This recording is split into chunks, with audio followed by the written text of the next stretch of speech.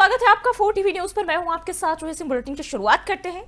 America में भारत के दूतावास इंडिया इन यूएसए ने ट्वीट कर जानकारी दी है कि विदेश सचिव विक्रम मिस्री ने अंडर सेक्रेटरी जेफरी केसलर से मुलाकात की है और इस दौरान दोनों देशों के बीच कई महत्वपूर्ण और उभरती प्रौद्योगिकियों में सहयोग बढ़ाने पर चर्चा हुई और इसके साथ ही भारत अमेरिका रणनीतिक व्यापार बातचीत जल्द ही आयोजित करने पर भी इनके बीच सहमति बनी है ताकि तकनीक और व्यापार सहयोग को और गहरा किया जा सके। विक्रम मिस्री की मुलाकात और इस दौरान कई चीजों को लेकर अहम बातचीत अमेरिका और भारत के बीच, साथ ही आने वाले दिनों में जो कई चीजों को लेकर बेहद संभावनाएं जताई गई है, जहां दोनों देशों के बीच साझेदारी और मजबूत होंगी।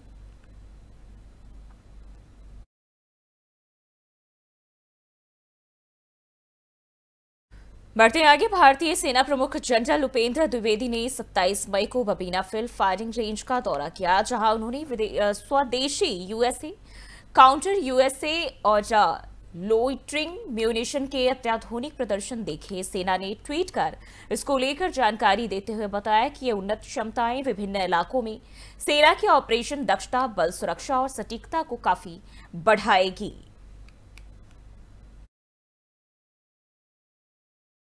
जानकारी दी गई।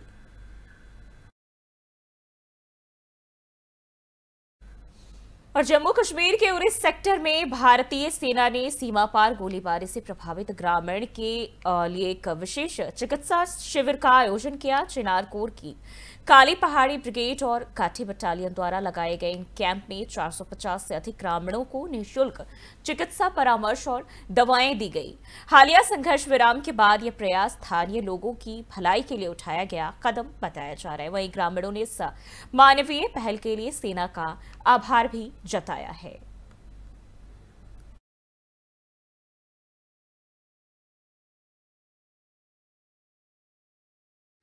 और बढ़ते हैं आगे, अमृतसर में एंटी नारकोटिक्स टास्क फोर्स ने मादक पदार्थों की बड़ी तस्करी पर कार्रवाई की है और कार्रवाई करते हुए 3 ड्रग तस्करों को गिरफ्तार किया गया है।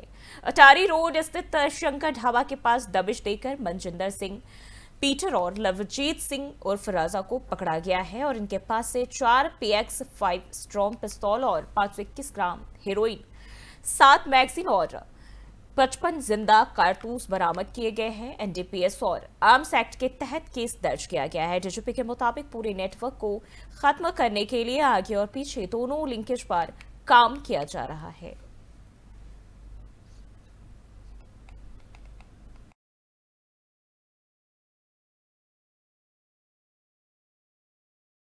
और बढ़ते आगे, मध्य प्रदेश कांग्रेस अध्यक्ष जीतू पटवारी ने केंद्रीय मंत्री धर्मेंद्र प्रधान के ट्वीट पर तीखा पलटवार किया।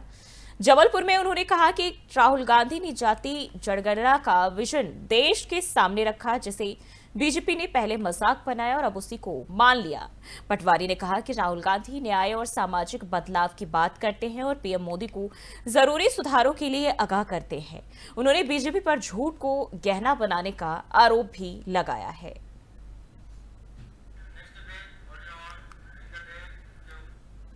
बढ़ते हैं आगे, महाराष्ट्र के मंत्री नीतीश राणे ने कहा कि कुछ दिन पहले एक घटना हुई थी जिसमें बांग्लादेशी लोग आए और हमारे स्थानीय मछुआरों पर हाथ उठाया।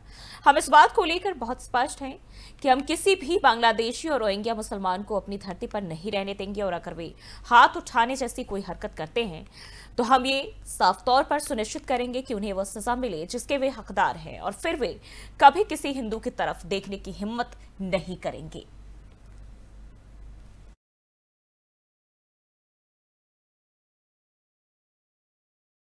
बढ़ते हैं आगे, दिल्ली में केंद्रीय मंत्री धर्मेंद्र प्रधान ने हाल ही में केंद्रीय मंत्री भूपेंद्र यादव से मुलाकात की।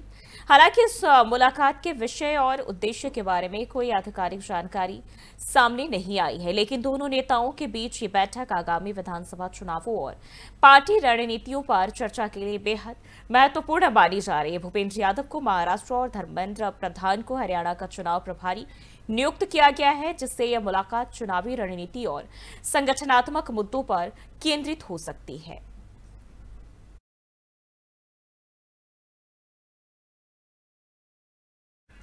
बढ़ते हैं आगे। आम आदमी पार्टी के सांसद राघव चड्ढा ने हाल ही में एक ट्वीट के जरिए पंजाब किंग्स टीम को इस सीजन में उनके शानदार प्रदर्शन के लिए बधाई दी और उन्होंने टीम के अनुशासन, धैर्य और सामूहिक भावना की सराहना करते हुए कहा कि पंजाब को अपनी टीम पर गर्व है।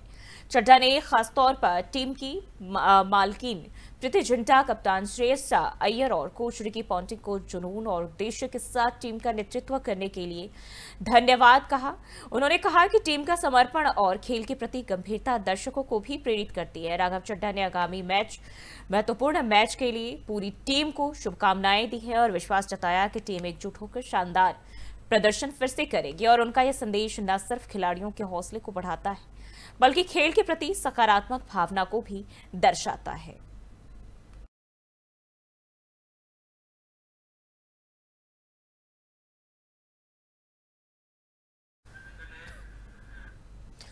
और वसुधैव कुटुंबकम संस्कृत का एक छोटा सा वाक्य है, लेकिन इसका अर्थ बहुत ही विस्तृत है। इसका अर्थ है पूरा विश्व एक परिवार है, लेकिन सवाल यहाँ यह है कि क्या सच में पूरा विश्व एक परिवार है या कोई भी देश भारत के अलावा ऐसा सोचता है?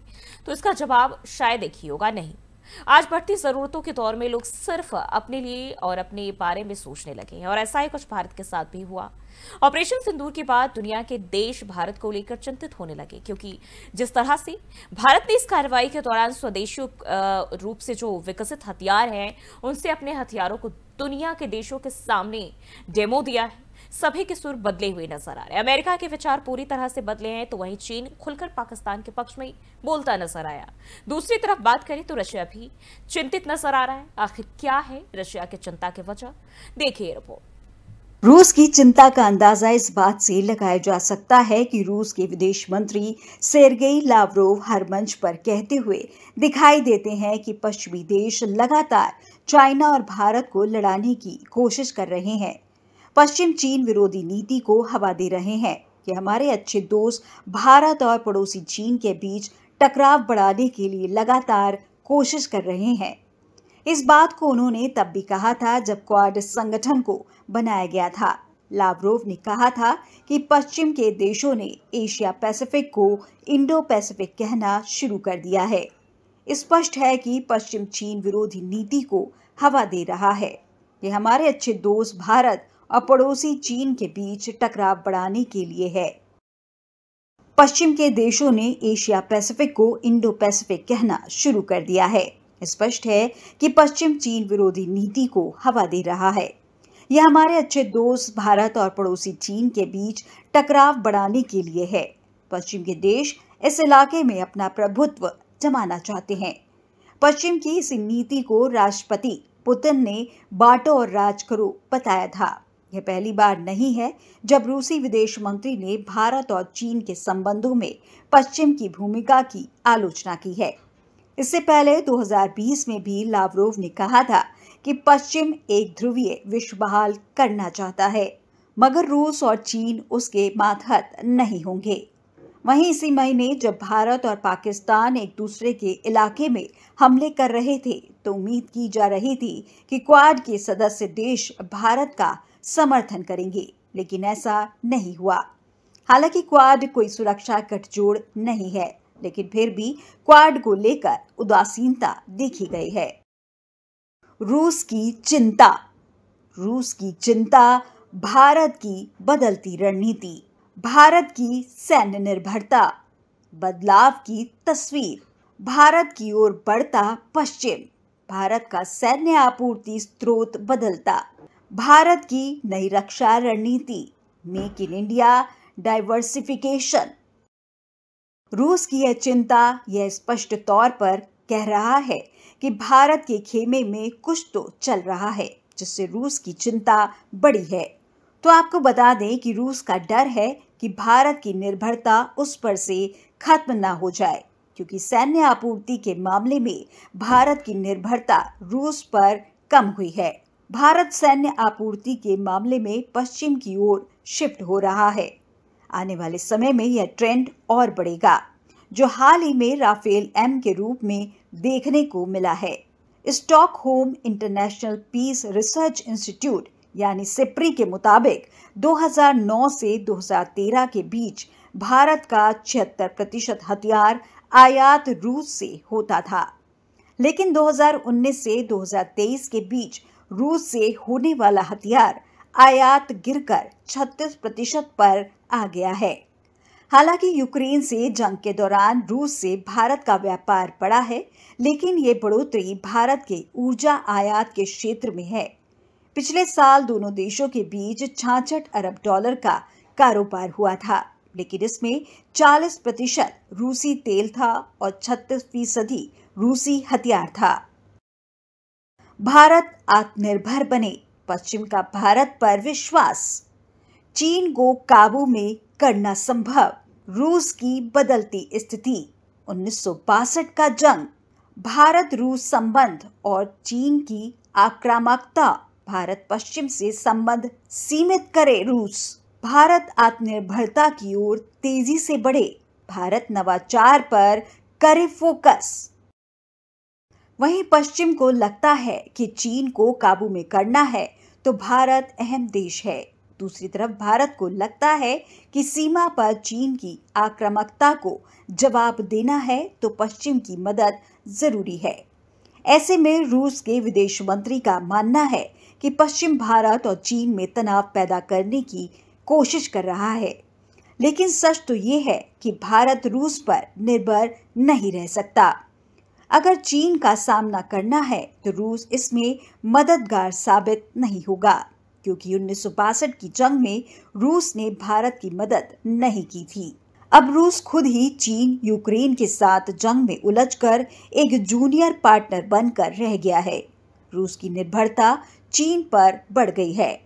ऐसे में यह संभव नहीं है कि भारत रूस के कहने पर पश्चिम से संबंध सीमित कर ले, क्योंकि चीन लगातार आक्रामक नीति के साथ आगे बढ़ रहा है, जो पाकिस्तान के साथ ऑपरेशन सिंदूर के दौरान देखने को मिला है, और रूस इस दौरान पूरी तरह से बचता हुआ दिखा। हालांकि रूस भी वही बोला जो भारत ने कभी रूस को ज्ञान दिया था कि युद्ध से कुछ हासिल होने वाला नहीं है। पीस, डिप्लोमेसी और डायलॉग से दोनों देश इसे हल करें। ये माना जा सकता है कि चीन में नाराजगी हो, लेकिन भारत जंग के समय भी रूस को आर्थिक तौर पर मदद दे रहा था। हालांकि इससे बेहतर है कि भारत आत्मनिर्भरता की ओर तेजी से बढ़ने पर बल दे, साथ ही रक्षा के क्षेत्र में विश्व के देशों को अपने खेमे में लेकर निर्यात को बढ़ाएं और साथ ही नवाचार पर बल दें। अमेरिका की शिकायत रहती है कि भारत रूसी छाया से बाहर नहीं निकल पा रहा, और रूस की शिकायत रहती है कि भारत पश्चिम के लिए चीन विरोधी मोहरा बन रहा है। इसे भारत की बढ़ती प्रासंगिकता के रूप में भी देखा जा सकता है और अंतर्राष्ट्रीय राजनीति की दुविधा के रूप में भी। लेकिन अमेरिका का इतिहास पुराना है कि उसने कभी भारत के पक्ष में नहीं रहा। इसे ऑपरेशन सिंदूर के दौर में भी देखा जा सकता है। हालांकि रूस ने भी पक्ष नहीं लिया, लेकिन जरूरत है कि वासुदेव कुटुंबकम की विचारधारा के साथ आगे बढ़े और दूसरे देशों पर से निर्भरता कम करे। भारत को अपनी बढ़ती प्रासंगिकता और वैश्विक स्थिति का सही इस्तेमाल करना चाहिए। उसे रूस, अमेरिका और चीन के बीच संतुलन बनाए रखते हुए अपने हितों को सर्वोपरि रखना चाहिए। आत्मनिर्भरता की दिशा में तेजी से बढ़ते हुए भारत को अपनी रक्षा रणनीतियों और निर्यात को बढ़ाना चाहिए। भारत ने एक बार फिर स्पष्ट कर दिया कि आतंकवाद को किसी भी रूप में बर्दाश्त नहीं किया जाएगा। आतंकवाद केवल भारत ही नहीं बल्कि दुनिया के लिए गंभीर खतरा बन चुका है। पाकिस्तान, जो सालों से आतंक का गढ़ बन चुका है, अब अंतर्राष्ट्रीय स्तर पर बेनकाब हो रहा है। हाल ही में हुए पहलगाम आतंकी हमले के बाद भारत ने जहां सैन्य और सुरक्षा स्तर पर जल्द ही एक्शन लिया, कार्रवाई की, वहीं कूटनीतिक स्तर पर भी एक बड़ा कदम उठाया। भारत सरकार ने सर्वदलीय सांसदों के साथ डेलीगेशंस गठित किए, जिन्हें दुनिया के प्रमुख देशों में भेजा गया, और इन डेलीगेशन का मकसद संयुक्त राष्ट्र सुरक्षा परिषद यानी यूएनएससी और इस्लामिक सहयोग संगठन के सदस्य देशों को भारत की पीड़ा से अवगत कराना। भारत का यह कदम दर्शाता है कि वह न केवल अपने नागरिकों की सुरक्षा को प्राथमिकता देता है, बल्कि आतंक के खिलाफ वैश्विक समर्थन जुटाने के लिए भी पूरी तरह प्रतिबद्ध है। देखिए रिपोर्ट।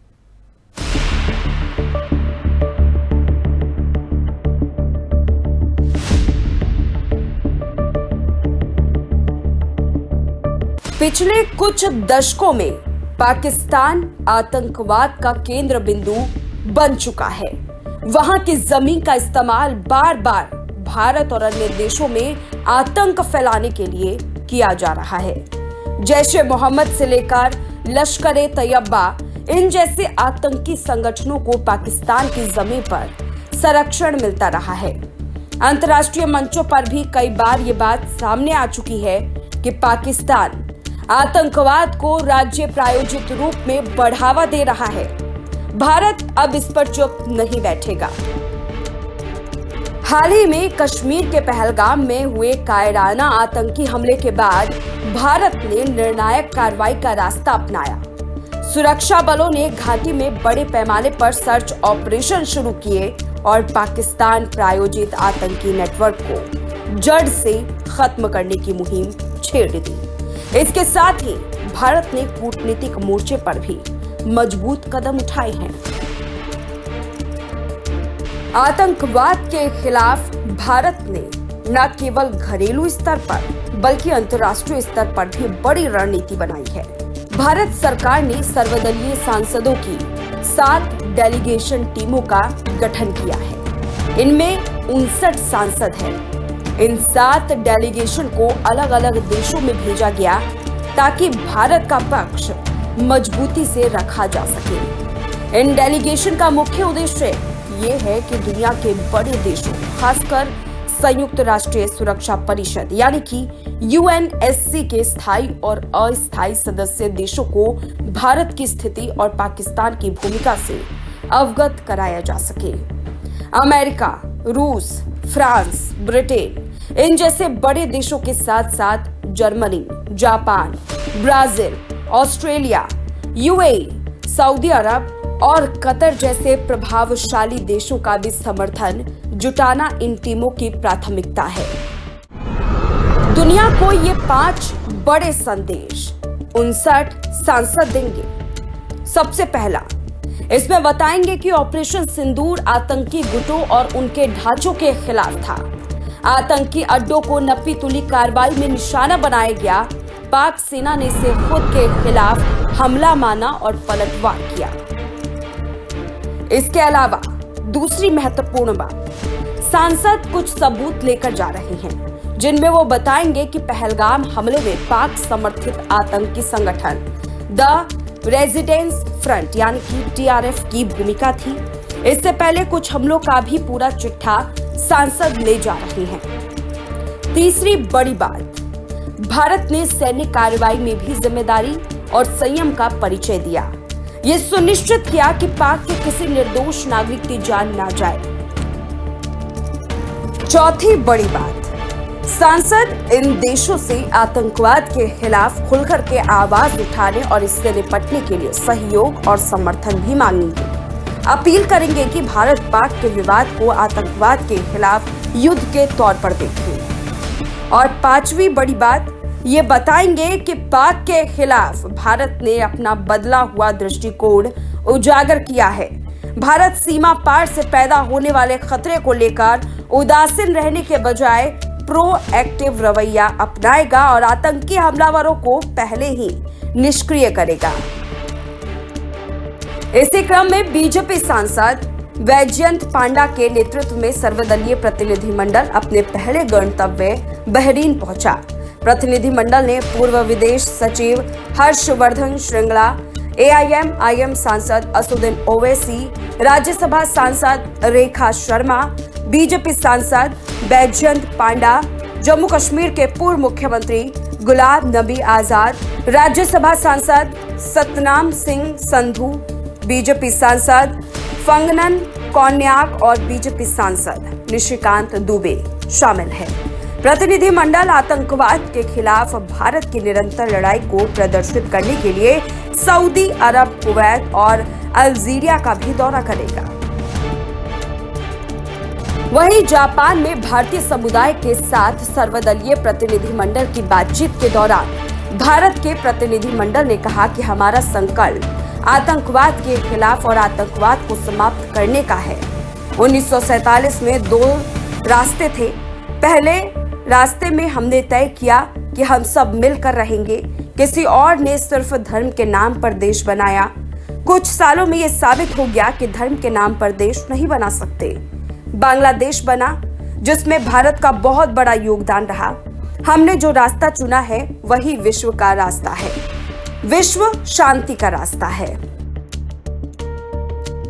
बाकी सभी प्रतिनिधि अलग अलग देशों के दौरे पर हैं और भारत की नीति को वैश्विक समुदाय के सामने रखने का काम कर रहे हैं। भारत ने सभी लोकतांत्रिक और मानवतावादी देशों से अपील की है कि आतंकवाद के खिलाफ एकजुट होकर लड़ाई लड़ी जाए। आतंकवाद किसी देश की सीमा में बंधा नहीं होता, इसका प्रभाव वैश्विक होता है। अगर आज एक देश चुप रहता है तो कल वो खुद इसका शिकार बन सकता है।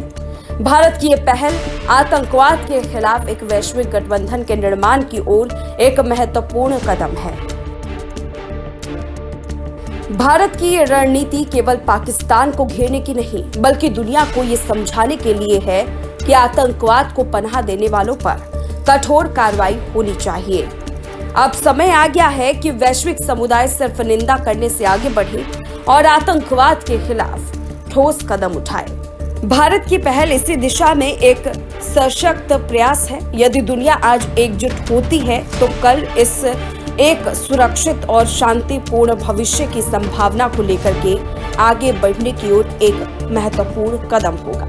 Bureau report 4।